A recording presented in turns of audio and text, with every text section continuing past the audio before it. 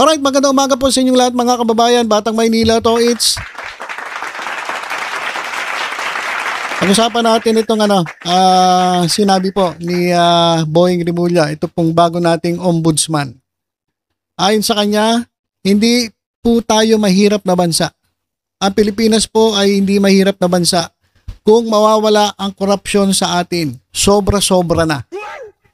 Totoo naman mga kababayan. Alam niyo kung bibilangin ninyo yung ninanakaw sa atin ng mga magnanakaw sa gobyerno, ng mga korap, halos hindi lang bilyon-bilyon, trilyon pa mga kababayan. Magkano ba utang ng Pilipinas? Trilyon.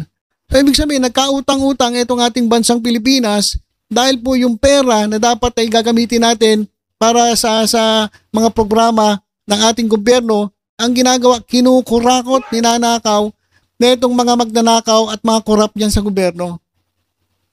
So, sabi ni Rimulya, hindi naman tayo mahirap na bansa kung mawawala ang korupsyon sa atin dahil sobra-sobra na talaga. So ito po yung adhikain ng ating bagong ombudsman. Sabi niya, laban sa korupsyon. Siya po ay nagpayag, si Ombudsman Rimulya ay nagpayag ng determinasyong sugpuin ang katiwalian. Desididong-desidido si Ombudsman Jesus Crispin Boying Rimulya na tuldukan ng korupsyon sa Pilipinas sa pamamagitan ng puspusan paglaban sa mga tiwaling opisyal. Sa kanyang pahayag, nanindigan si Rimulya na siya ay magiging ganap na patas sa kanyang trabaho bilang ombudsman. Gate niya, oras na para gumawa ng aksyon upang tugunan ang matagal ng problema ng bansa. Patas tayo, pero it's about time to do something about the corruption in our government. Yun talaga ang problema ng Pilipinas. Ayan mga kababayan, sana ipagdasal natin si Ombudsman Rimulya. Mabigat po yung kanya magiging trabaho, marami po siyang matatapakan, marami po siyang masasagasaan. Kaya kinakailangan ng isang matapang na ombudsman. At sana po ay suportahan natin itong kanyang adhikain, itong laban sa korupsyon. At dahil nga po itong si Rimulya ay talagang sinabi niya na siya ilaban sa korupsyon, ito pong si former Senator Antonio Trillanes ay magsasampa ng charges laban po kay Senator Christopher Bongo. At siya po ay magsasampa ng mga charges diyan mismo sa office ni Ombudsman Rimulya. Diyan po sa Office of the Ombudsman. Ano yung reklamo? Yung multi-billion peso government contracts na umano'y inaward dito sa mga kumpanya na pag-aari ng tatay at kapatid ni Christopher Lawrence Tesorogo. Eto mga kababayan. Sabi ni Trillanes, naghahanap tayo ngayon, di ba? Ito, diretso kamag-anak, tatay niya, tsaka kapatid niya. First degree of consanguinity, yan ang maliwanag na definition ng plunder sa law. Sabi niya, siya po ay mag-file next week yung mga infrastructure scandal ni Bongo na yung 7 billion na binigay niya, inaward niya sa kanyang tatay at kapatid. Etong kasong ito ay matagal na po, actually, matagal na po talaga, bago pa pumutok itong mga scam, ito ngayon sa infrastructure projects. At sabi ni Trillanes, itong ipapile niyang kaso kay Bongo at maging yung mga kaso ni Vice President Sara Duterte, ito po yung among the first major test, isang pagsubok po sa kakayanan ni newly appointed Ombudsman and former Justice Secretary Jesus Crispin Rimulya. Sabi niya, he's the best candidate given the situation. Of course, he's no perfect candidate, but nobody is. Pero kailangan mo kasi ng ombudsman at this point na may gravitas. And he has displayed that. Sabi ni Trillanes. Pinupurso niya yung mga highly confidential cases na normally mag-hesitate yung mga Secretary of Justice. Pero siya, tinuloy niya, ginawa niya. And you'll have to give him credit for that at importanteng requisition for the job ahead as ombudsman. Ayan po. Mukhang pagkatapos si Sara Duterte, Parbali, tapos ito, kakasuhan ni Trillanes, ito si Bongo. Plunder case. Plunder case mga kababayan. Ngayon ito, sasabihin ng iba, wala namang nakukulong dyan. Puro lang kaso, tagal-tagal lang ng kaso, wala naman nakukulong. mga nakukulong, yung mga mahihirap na ating mga kababayan, mga nakukulong, yung mga ordinaryong tao. Pero yung mga ganyan, mga politiko, mayayaman, di ba? Hindi naman nakukulong. Ang dami ng kaso dyan sa ombudsman, ba't hindi nakukulong? Ayan po yung tanong ng ating mga kababayan. Ito yung sagot ng ating kaibigang si Mark Gamboa, si Modus of Manila. Bakit wala daw nakukulong? Kasi alam niyo sa mga vloggers, ang daming comments. Diba? Tayo po ay nagbabalita na magkakaroon ng kaso, si Remulla ng ombudsman, wala nang lusot. Etong mga magnanakaw sa gobyerno, etong si Remulla ay talagang laban sa korupsyon. Kaya ang dami ko nababasang comment dun eh. Wala naman yan sir eh. Wala namang makukulong. Wala namang nananagot. Kaya sabi ni Mark, bakit wala nakukulong? Sino ba yung in-appoint? Sino ba yung nag-appoint dun sa huling ombudsman na 7 taon na ubod ng palpak? Sabi dito sa post, etong ombudsman na 7 taon na ubod ng palpak, halos wala pong napaikulong. Kaya, ayun na ngayon ang sagot. Wala talagang nakulong. Bakit? Ang tanong, sino ba nag-appoint dito? Sa palpak. Sa di umano'y palpak na ombudsman na talaga dyan 7 taon. Sige nga, sagutin nyo nga, sino? Di ba si Duterte? Si Duterte nag-appoint niya sa ombudsman na 7 taon na palpak, ubod ng palpak. Kaya walang nakukulong. Ngayon, iba na. Mga kababayan. Ito pong si Remulla, sabi niya, patas tayo, magiging patas tayo. Pero it's about time to do something about the corruption in our government. Yun talaga ang problema ng Pilipinas. Kaya nga, si Trillanes, dumiretso na sa ombudsman eh. Kapag nag-file na next week si Trillanes, ano ba bang gagawin dyan? Siyempre, action na agad ng ombudsman. Mabilis ang aksyon. Hindi katulad ng ombudsman nung nakaraan, hindi natin alam kung ma-action. Anong ginawa nun? Sabi nga ng iba eh.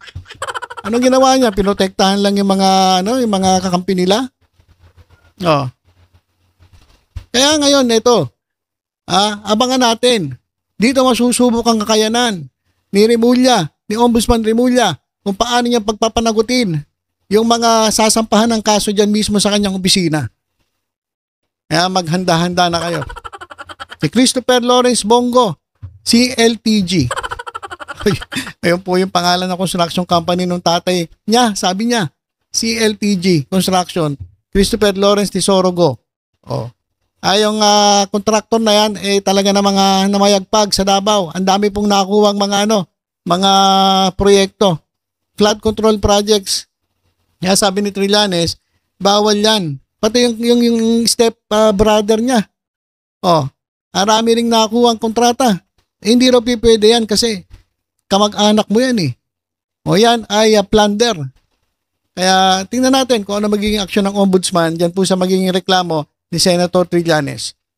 At ito mga kababayan, meron pong kumakalat ang mga post. Grabe talaga itong mga fake news peddler eh. Meron pong mga post dyan po sa Facebook, sa social media, na nagpapakita ng mga maling impormasyon. Eto mga kababayan, sabi po ni mismo si Tito Sen, Vicente Tito Soto, siya ang nag-post, babala, fake news. Huwag po maniwala sa ganitong impormasyon. Actually, napag-usapan na namin to sa aming sa group chat. At pinost na rin namin, sinyer na rin namin na itong mga post na ito, mga post sa mga trolls na na walang magawa. Yan po lahat ay fake news. Kaya sabi ni Tito Sen, huwag mo maniwala sa ganitong impormasyon. Wala pong pahayag Senate President Vicente Tito Soto III tungkol dito. Mag-ingat po at i-report ang mga page o profile na nagpapakalat ng fake news. Ayan mga kababayan, Grabe itong ginagawa ng mga trolls, kung ano-ano ang mga pinopost sila. Ayan, Bisaya pa ata. Bisaya pa yung mga salita. Ito mga kababayan, marami nag-react dito eh. Actually, nung nabasa ko to, sabi ko, parang namang imposible na ipopropose ito ni Tito Sen. Sabi Small and big content creator dapat may 50% tax sa kinikita nila sa content monetization ayon kay Tito Soto. Eh, hindi naman po bobo si Tito Sen para mag-propose ng ganyan. 50% tax? Saan ka nakakita nun? Saan ka nakakita ng 50% tax? Ha?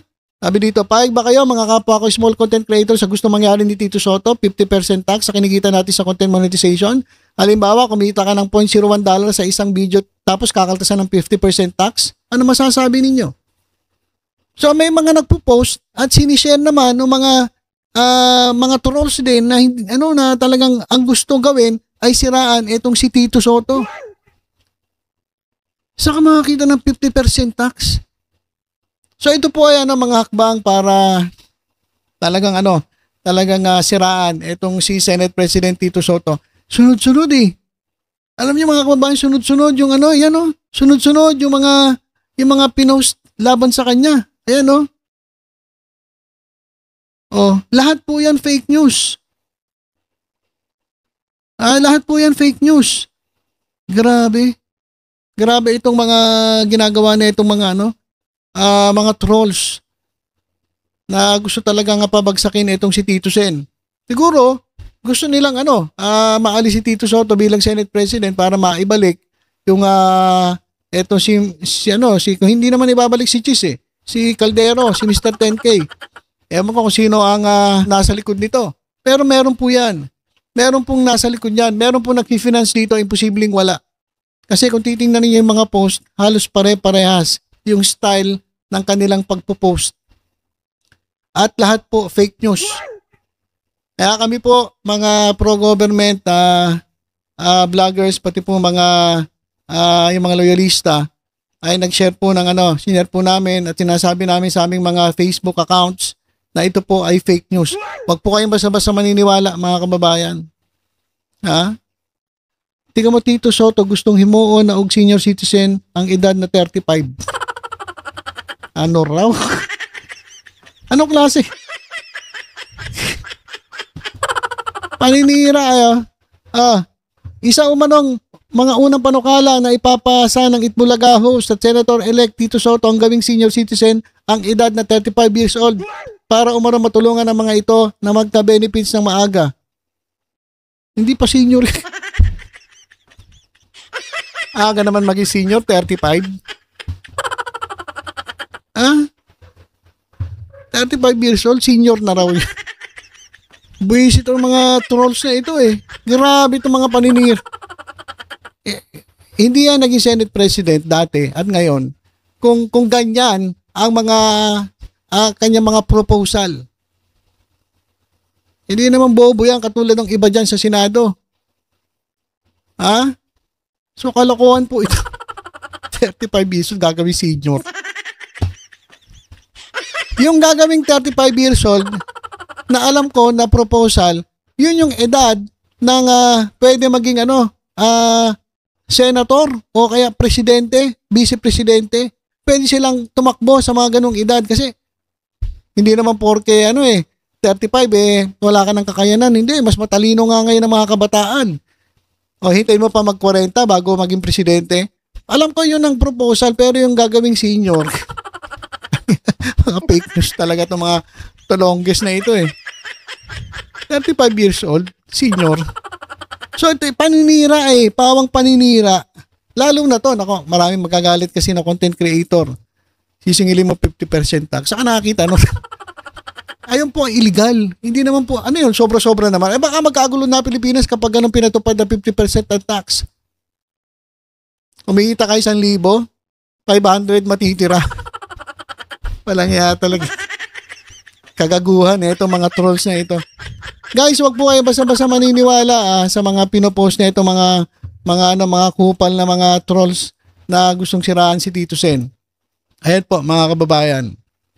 Huwag po kayo maniniwala rito. Grabe, sunod-sunod Parang talagang pinagandaan, pinag-aralan, siguro pinagmitingan nila. Ito, banatan natin si Tito Sen. Sunod-sunod Ang daming daming mga post. So ingat po kayo mga kababayan, ingat po tayo. Huwag po tayo basta-basta maniniwala sa mga post Lalong-lalo na yung mga, may isip naman tayo yung mga kababayan eh. Alam agad natin kung fake news o hindi eh. Diba? Kaya, hindi po basta-basta pag nakita natin sa social media, ay grabe naman yan. Grabe naman to si Tito Sen, 50% tax. Hindi po agad ganun. Wag po kayo mag-react ng ganun. Mag-isip po kayo. Wag po agad kayo magagalit kay Tito Sen kasi hindi naman po totoo. Magtanong kayo, teka. Mukhang ano to, mukhang hindi ito kayang gawin ni Tito Sen. At hindi naman siya ganun kabobo katulad ng ibang mga nakapwesto diyan sa Senado na ganun 50%. Tsaka napaka-imposible. Kaya sa social media ngayon, kinakailangan maging maging mapagmatsyag tayo mga kababayan. So, yun lang po muna ang ating update sa mga nangyayari dito sa ating bansa. Abangan natin. Ito pong pag-file ni Trillanes ang plunder case laban po kay Bongo dahil po sa infra scandal. At ang ginawa po niya, diretso na po sa Office of the Ombudsman. Alam ko meron sa DOJ ito pero diretso na sa Ombudsman. Mas maganda, diretso na sa Ombudsman. At tingnan natin kung ano ang gagawin ni Ombudsman Remulla dito sa maging reklamo ni Trillanes at yung mga kaso ni Sara Duterte at yung formally na sisilipin din ng office ni Boying Remulla. Okay, so yun lang po muna mga kababayan. Tutok-tutok lang po dito sa Batang Maynila. Sa iba pang updates, ingat po tayong lahat. God bless po.